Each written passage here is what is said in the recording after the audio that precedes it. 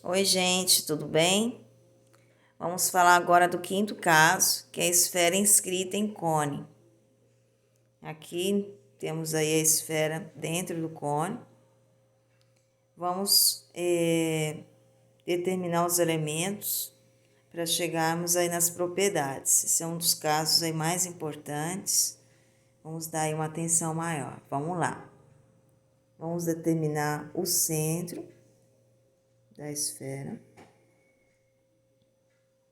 Do centro é um dos pontos aqui da esfera.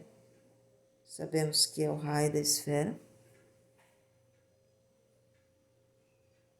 Do centro da base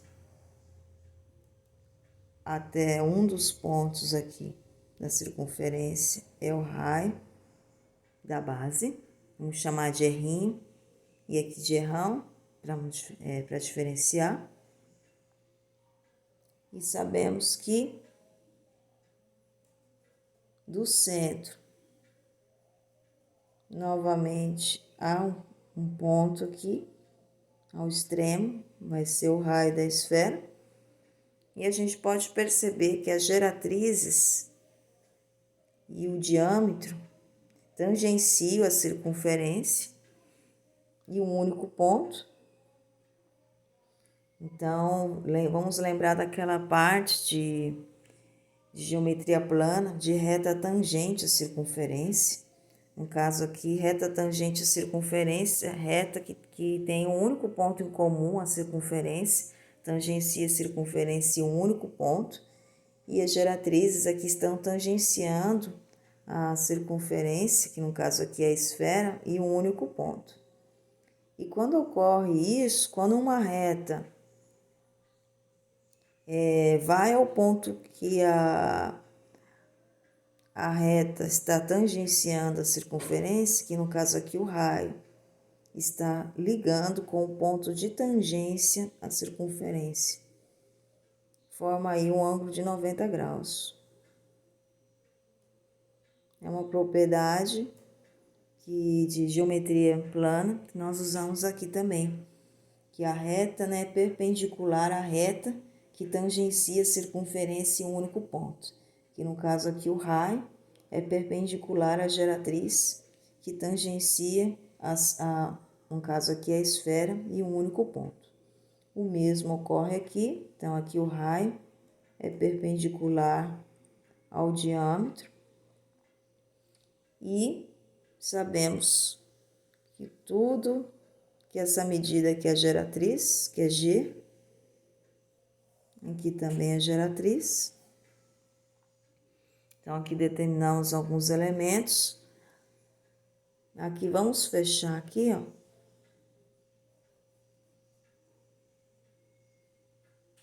E vamos nomear esses vértices para maior entendimento nosso. Vou chamar aqui de A, B e C. E aqui, ó, o centro, vamos chamar de O. Pontinho de tangência, vamos chamar de D. E aqui vamos chamar de E. Aí vocês podem perceber que formou aqui um triângulo ADO, quando a gente ligou o centro com o vértice, e formou o triângulo ABE. E outra coisa importante, que é a distância do vértice ao centro da base, é a altura do cone. Vamos chamar de H. Então, de A até E, a altura do cone, a distância do vértice ao centro da base. Depois que nós fizemos tudo isso, falta a gente analisar mais uma propriedade antes da gente fazer a semelhança, observar esses dois triângulos que eu acabei de falar. Aqui a gente tem um ponto externo, que é o B. O B, ligando com o ponto de tangência à circunferência, BE é Rzinho. e esse mesmo ponto ligando com outro ponto que está tangenciando a circunferência, forma um segmento BD. Mais uma vez a parte lá de geometria plana, quando a gente tem um ponto externo ligando com o ponto que está tangenciando a circunferência, forma um segmento. E desse mesmo ponto, a gente ligar com o ponto que está tangenciando a circunferência, forma segmentos de mesma medida. Então, sabemos que BE é igual a BD. Então, se aqui é Rzinho, aqui também vai ser R. Certo? Isso a gente prova por congruências de triângulos, uma parte lá que nós vimos lá em geometria plana, na matéria lá do primeiro ano. Certo? Então, sempre lembrar, se tiver um ponto externo ligando com um ponto que está tangenciando a circunferência, formou um segmento, e desse mesmo ponto ligar com um ponto que está tangenciando a circunferência, forma segmento de mesma medida, que no caso aqui está tangenciando a esfera. Então, aqui, gente, e outra coisa, aqui, ó, para a gente descobrir esse pedaço, se o total é G e aqui é Rzinho, então significa que aqui vai ser G menos R. E aqui AO, se o total é a altura, ó, AE é a altura, e aqui é R, então aqui esse pedaço vai ser G, no caso H, perdão, a altura menos o raio, H menos R. Certo? Então, antes de resolver o exercício, vocês vão fazer isso que eu acabei de fazer, quando vocês tiverem um exercício. E agora, nós vamos comparar os lados correspondentes, porque esse triângulo ADO e o triângulo ABE, eles são semelhantes, eles têm a mesma forma, mas a gente prova que eles são semelhantes porque eles têm dois ângulos correspondentes de mesma medida. Então, no caso aqui, o triângulo ADO é semelhante ao triângulo ABE. Então, triângulo AEB.